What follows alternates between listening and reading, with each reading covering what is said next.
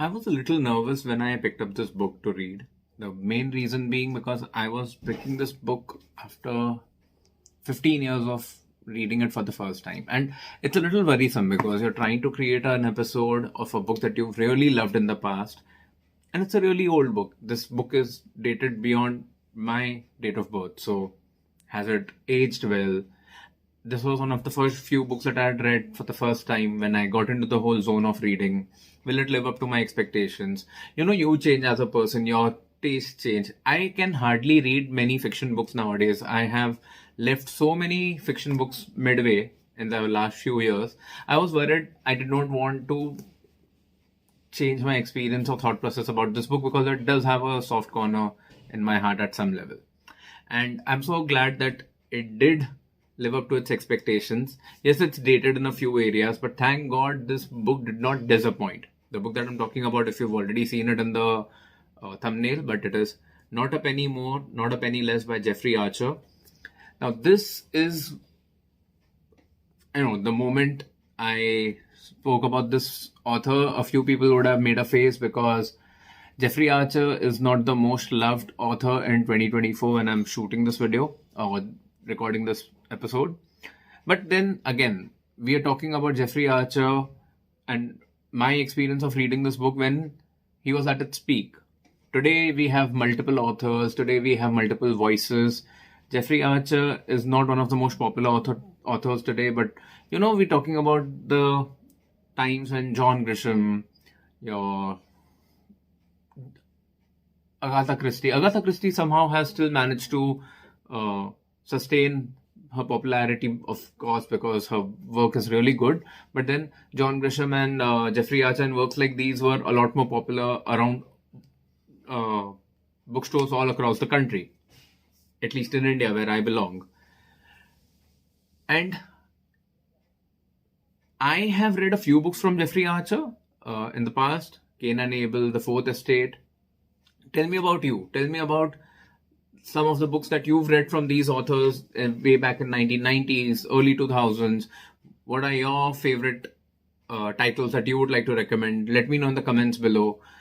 If you are listening to this podcast, you can find a link to an Instagram post for this particular episode that I'm creating, and you can let me know your recommendations on that in the comments of that Instagram post, or you can just go to the YouTube channel video and give me your recommendations. But the point is, the reason why this book managed to come to my recommendations for this podcast is because while I was reading this book, the plot and the storyline is so robust, it's so good that while I was reading it, I was thinking, if I were an author, if I was writing fiction, I could have used the plot of this book, this story, and I could have created a similar story inspired by the thought process of the story.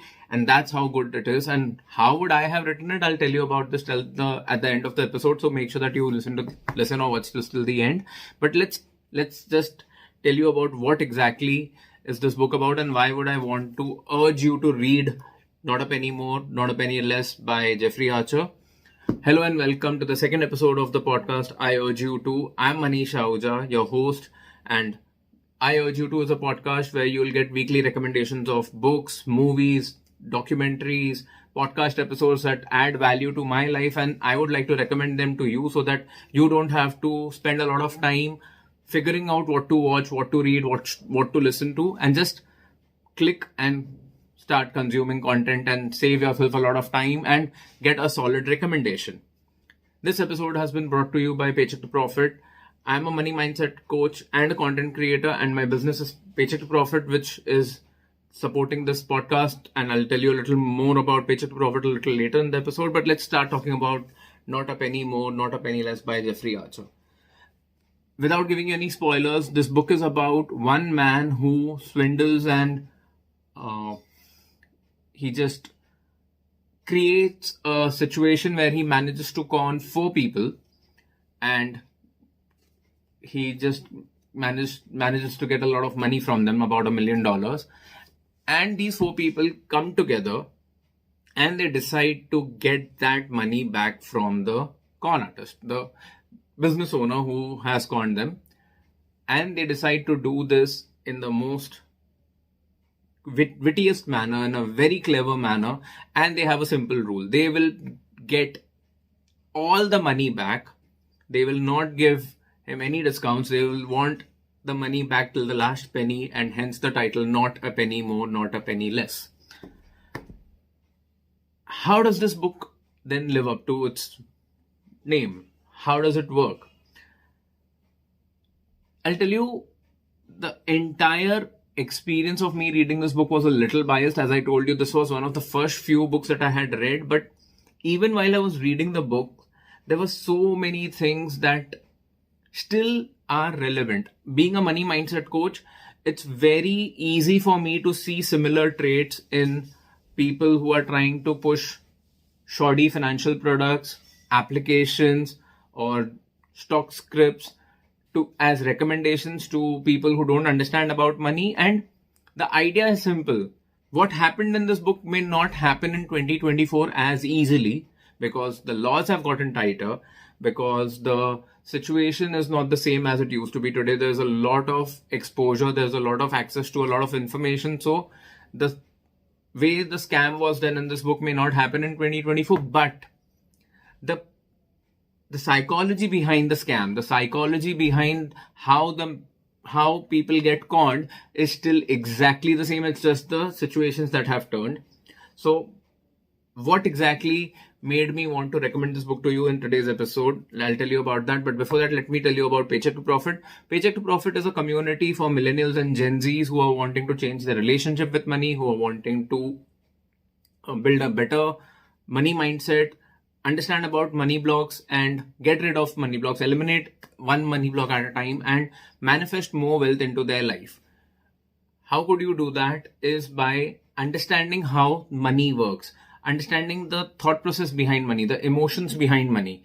And I would like to welcome you to become a member of the Profit Clan, which is an email community where you'll get updates about whatever's happening at Paycheck to Profit, when new episodes are releasing on our podcast and our YouTube videos, when a reel is going gangbuster, or at the same time when I'm doing a new masterclass or any other updates which are worth sharing. I also write a lot of value emails for my community. So to get access to all that information about Paycheck to Profit, you can go down to the show notes or the link in the description below and sign up to become a part of the Profit Clan.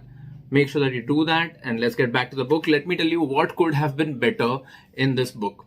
One thing that could have definitely been better is more pages, more chapters, more character development. Yes, I am telling you, this book is what, about 330 odd pages, 335 pages, 336 pages. I would have definitely wanted this book to be at least 400, if not, the max stretch could have been 450 pages, and yet it would have lived up to its expectations. The four characters who are coming together, forming a team, you don't get to know too much about them. By the end, when you're starting to get invested in those four characters, the book is coming to an end, so you're left with a small want of wanting to know more about what happened to them, what makes them the kind of people that they are, and yet, and their bond is about to get stronger. It's getting stronger, and how would these four strangers become friends by the end of the book would have been a much better reading experience, at least for me. That could have definitely been better. What was good? The good part, as I told you, is that the story has aged in practice, but it hasn't aged in principle. In principle, till date, all the financial scams that happen have the same string of thought: how to get people greedy, how to get people who think from a scarcity mindset and who are not members of Paycheck to Profit, how to get hold of them and how to get money out of them. The thought process is still the same. It's so powerful and it always works. So if you want to save yourself from getting conned, give this book a try, besides many other books. What is excellent? The overall reading experience, the way the book has been written, the principles of the characters, how they decide to get their money back, not a penny more, not a penny less, how they come together, how four people from different walks of life actually manage to swindle money out of a multimillionaire, and how do they succeed? Do they even succeed? If they succeed, what is it that works in their favor? Do things go just as they planned, or there are multiple twists and turns? I'll just tell you, I'll give you the most expected thing. Yes, there are a lot of plot twists, and those plot twists are amazing as they are spanning out through the story, and that is what makes this book so good.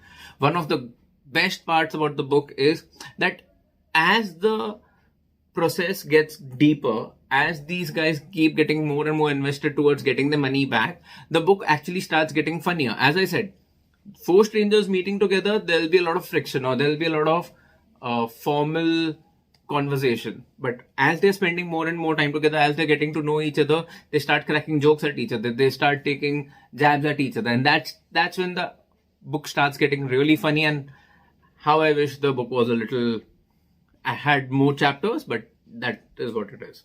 What deserves the standing ovation? That's how I recommend all my books. I start with what could have been better, what was good, what was excellent, and what deserves standing ovation. I don't like critiquing media. Of course, if I don't like something, I'm not going to recommend it on this podcast, but I would rather like to take you through a high of what can you expect and make you want to connect to the piece of media and pick it up and read it or watch it. What deserves standing ovation and not a penny more, not a penny less, is the simple fact that the plot is so well crafted. The climax, the last 4 chapters of the book literally take the cake. It's such a beautiful payoff, and just for those 4 chapters, it's still worth going through the book. But let's talk about who could skip the book, because not every piece of media is made for everybody. So let me tell you, according to me, who could not enjoy this book to its fullest. So people, first of all, who don't like reading fiction or who are prejudiced towards Archer, because as I told you, Archer at the moment in 2024 does not get a very positive impression, but it's okay. If you don't want to pick it up, that's absolutely your choice. If you are too picky about reading books which have something to do with stock markets or finance, because that's the main plot of the book, at least at the start, but it's okay. I'm telling you, if you can sail through those first 5-6 chapters, you'll be in a really good place. And I would still want you to challenge yourself and read this book, even if you don't like reading about finance. And anyway, it's not rocket science. It's very easily explained, so you're not going to feel out of place. Who should definitely read? People who like reading small books, 300, 350 pages. If you want to read something funny, if you want to read about revenge, if you want an easy read, order it now. You'll get it by the weekend. Pull it through the weekend. That's what I did. I finished this book in about 3-4 days, besides all the work that I was doing. Aspiring authors and screenwriters, I would definitely want you to read this book, and I'll tell you very quickly why. Because as I told you, I had my thoughts while I was reading this book. I could get inspiration about this book. I'll tell you in just a couple of minutes, but let's talk about where to find it. It's a very popular author. It's a very popular book.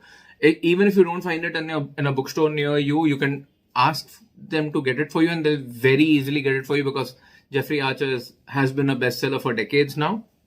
And if you would like to order it from Amazon, you'll find the link below. It's a affiliate link. If you'd like to support the podcast, support my work, you could always just go and click the link. Your experience would remain the same, and I would get a small commission from Amazon, and I would be really grateful for you to support the podcast by ordering the book through the link I've given below. Let's talk about how this book has impacted me in 2024. So as I was telling you, if I were to be an author, I would use this book. And a subplot or a storyline that came to my mind is influencers or social media influencers who try to push bad products to their followers, to their fans. Imagine a bad influencer who ends up conning a marketing agency, a brand, a few other influencers, and just takes a lot of money and goes away. If you feel this does not happen, just look up at the FTX scam and you'll know how prevalent this is even in today's times. So imagine 4 people coming together, going behind this influencer, tracing him back and getting their money back, which they lost because of the recommendations that this influencer made, not a penny more, not a penny less. I'm telling you, this book definitely deserves a rehash. It needs to be remade, either in a TV series or a small web series or a book with modern context, and it is definitely going to sell. Share this video or this podcast episode with a writer that you know, a screenwriter, a script writer, an author. Who knows, maybe they'll get an idea, they'll pick up the book and they'll end up writing the next bestseller, or they'll end up creating a series which is going to get them millions and millions and millions of views. If you have liked this episode, I would request you to try listening to the earlier episode or watching the last episode where I recommended The Laws of Success in 16 Lessons. It's a non-fiction book about 750 pages by Napoleon Hill. It's a very powerful book, and I go deep dive exactly like this episode where I tell you about my experience of reading that book. Definitely watch it. You'll find the link in the show notes or the link in the description below the like button. While you're going there, do not forget to like and subscribe to the podcast so that you can get more recommendations in times to come. Follow me on Instagram, Threads, LinkedIn, Twitter, and tell me what are you reading. Tell me what would you like me to read. Tell me what would you like me to cover in the future episodes of this podcast. If you are still listening or watching this episode, I would request you to please take a screenshot. Share that screenshot on your social media. Instagram stories being the most popular way for you to share this episode with your followers. And do not forget to tag me, Mr. Emojical. Follow me on the social media platform, and I would be more than happy to amplify your story to my followers so that it would be a good exchange for your followers to get introduced to my podcast and for my followers to get to know you, and maybe you'll get some followers in return. Please like this episode and give it a 5-star rating so that it reaches more and more people, and more importantly, so that you start getting more content in this genre on your social media feed, so that you actually consume content which helps you get a little better instead of consuming content which only gets you anxious or makes you feel like comparing yourself to others, which is not helping. A very kind reminder to check the Profit Clan link in the description below. Become a part of the Profit Clan, get to know about Paycheck To Profit, change your relationship with money. Expect a lot of episodes to come in the future where I'll be talking about books associated with money, your psychology of money, happy money. There are many episodes coming up. Stay subscribed, stay connected. If you've been listening to this podcast on a podcast application of your choice, you can also watch all these episodes on YouTube. And if you've been watching this episode, you can definitely subscribe to I urge you to on podcast platforms of your choice. Thank you so much for giving me your time. Thank you so much for listening to this episode or watching this episode till the end. I'll now see you in the next video or the next episode. Until then, please take good care of yourselves. Stay connected. Keep going, keep growing.